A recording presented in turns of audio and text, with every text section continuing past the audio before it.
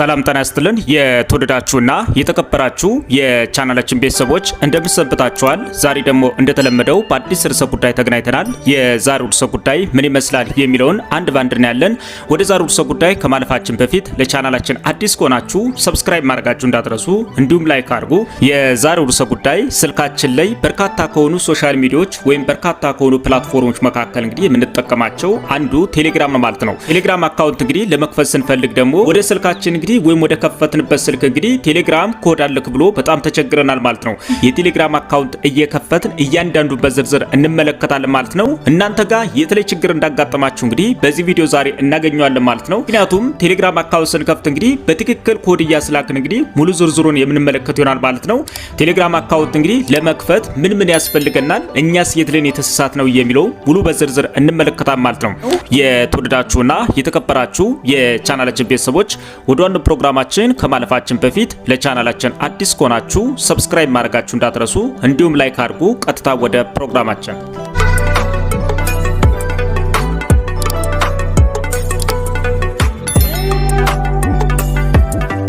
መልሰናል። እንግዲህ የቴሌግራም አካውንት እንዴት አድርገን መክፈት እንደምንችል ሙሉ ዝርዝሩን እንመለከታለን ማለት ነው። የቴሌግራም አካውንት ለመክፈት እንግዲህ በትክክል ምን ያስፈልገናል? ከቴሌግራም ላይ የሚላክ ኮድ ያስፈልገናል ማለት ነው። በመጀመሪያ ጊዜ እንግዲህ የቴሌግራም አካውንት ከፍተን ለመጠቀም ስንፈልግ እንግዲህ ምንድነው ትክክለኛ የቴሌግራም አፕሊኬሽን መጠቀም ይኖርብናል ማለት ነው። የአይፎን ተጠቃሚ ከሆን ወደ አፕ ስቶር ላይ እንገባለን። የአንድሮይድ ተጠቃሚ ከሆን ደግሞ ወደ ፕላይ ስቶር ላይ እንገባለን ማለት ነው።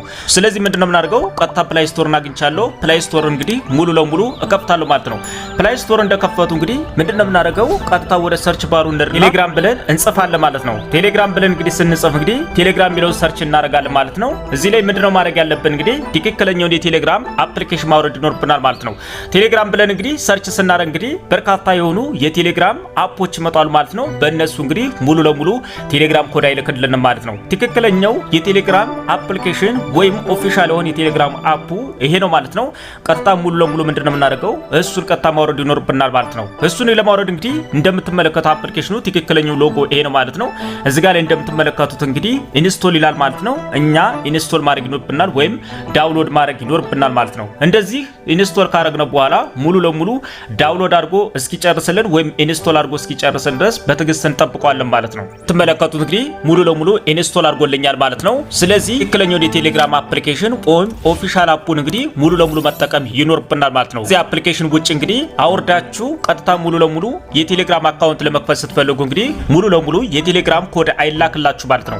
ስለዚህ ኢንስቶል አድርገን ከጨረስን በኋላ እዚህ ጋር ኦፕን ይለናል ማለት ነው። ሙሉ ለሙሉ ኦፕን ማለት ይኖርብናል ማለት ነው። ስለዚህ አፕሊኬሽኑ እንደዚህ ኦፕን ስንለው እንግዲህ አንዳንድ ፐርሚሽኖችን ይጠይቀናል ማለት ነው። እነሱ ፐርሚሽኖችን ማስተካከል ይኖርብናል። እንደዚህ ወደ ጎን ብለን እንግዲህ ከጨረስን በኋላ እዚህ ጋር ላይ እንደምትመለከቱት እንግዲህ ስታርት የምትላለች ማለት ነው። ከዚህ ከታች ላይ እንግዲህ ስታርት እንለዋለን ማለት ነው።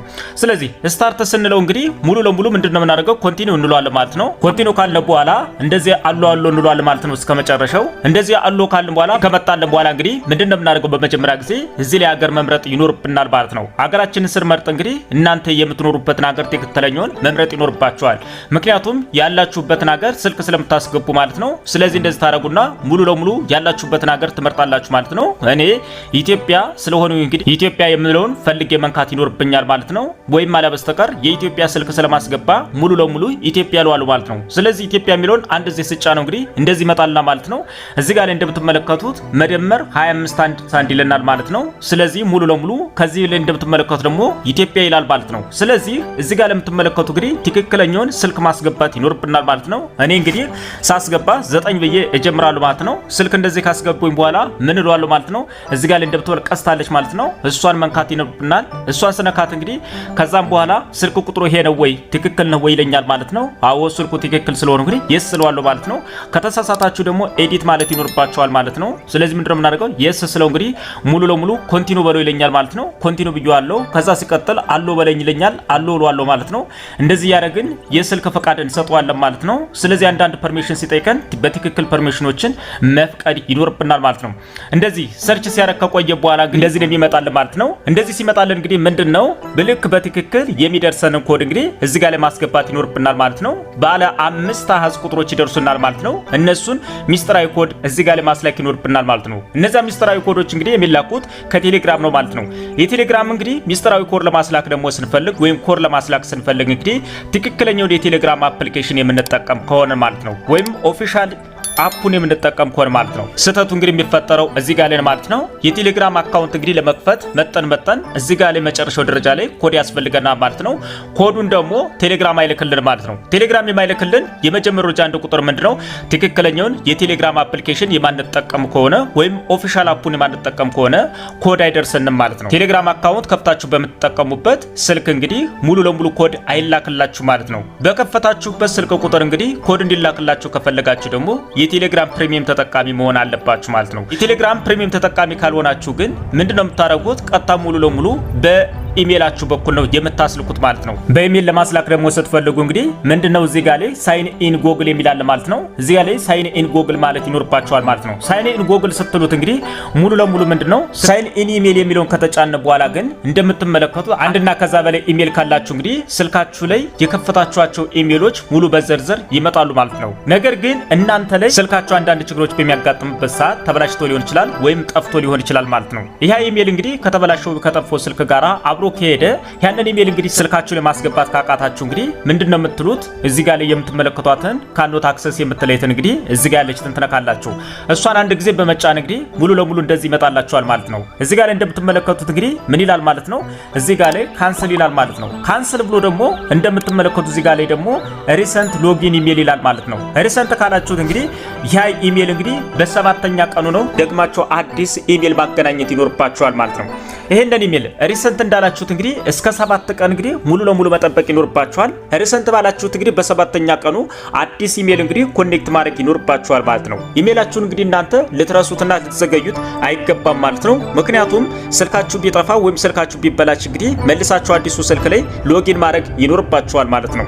ሪሰንት የምትሉት ከሆነ እንግዲህ ሙሉ ለሙሉ 1 ሳምንት ወይም 7 ቀን ሙሉ መጠበቅ ይኖርባችኋል ማለት ነው። በሰባተኛው ቀን በኋላ እንግዲህ አዲስ ኢሜይል ክሬት አድርጋችሁ እንግዲህ በዛ ክሬት ባረጋችሁት ኢሜይል እንግዲህ የቴሌግራም አካውንት ኮድ መቀበል ትችላላችሁ ማለት ነው። ስለዚህ እኔ ግን ቋሚ ኢሜይል ስላለኝ ሙሉ ለሙሉ ሪሰንት ማለት አይኖርብኝም ማለት ነው። ሪሰንት ካሉት እንግዲህ በአዲስ ኢሜይል ለማገናኘት ደግሞ 7 ቀን ስለሚያስጠብቀኝ ሙሉ ለሙሉ ሪሰንት አለው ማለት ነው። ካንሰል ብየው እመለስና ሙሉ ለሙሉ ነው የምንለው ሳይን ኢን ጎግል የሚል እዚህ ጋር አለ ማለት ነው። እሱን ሳይን ኢን የሚለውን ስጫ ነው እንግዲህ ሙሉ ለሙሉ ቴሌግራም አካውንቴ ጋራ ያገናኘሁትን ኢሜይል እጫነዋለሁ ማለት ነው። ስልኬ ላይ እንግዲህ እኔ ጋር ላይ በርካታ ኢሜይሎች አሉ ማለት ነው። ከተቀመጡ በርካታ ከሆኑ ኢሜይሎች መካከል እንግዲህ ከቴሌግራም ጋራ ኮኔክት ያደረኩትን ኢሜይል እመርጣለሁ ማለት ነው። እሱን ስመርጠው እንግዲህ ሙሉ ለሙሉ ምንድነው ኮድ ይልክልኛል ማለት ነው። ኮድ በሚልክልኝ ያንን ኮድ ማስገባት ይኖርብኛል። ሙሉ ለሙሉ የቴሌግራም አካውንት እንደዚህ ከፍቶልኛል ማለት ነው። እንደዚህ ከፍታችሁ እንግዲህ ሙሉ ለሙሉ መጠቀም ይኖርባችኋል ማለት ነው። እናንተ በጣም የተቸገራችሁት እንግዲህ የት ላይ ነው ካላችሁኝ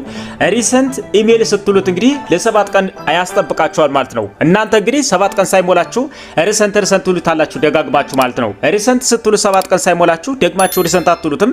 ሪሰንት እንዳላችሁት በሰባተኛው ቀን ቀጥታ መጣችሁ ሙሉ ለሙሉ ሳይን ኢን ጎግል ምናችሁ ስትነኩት እንግዲህ እንደ አጠቃላይ ሙሉ ለሙሉ ኮድ ይላክላችሁና የቴሌግራም አካውንት ተጠቃሚ ትሆናላችሁ ማለት ነው።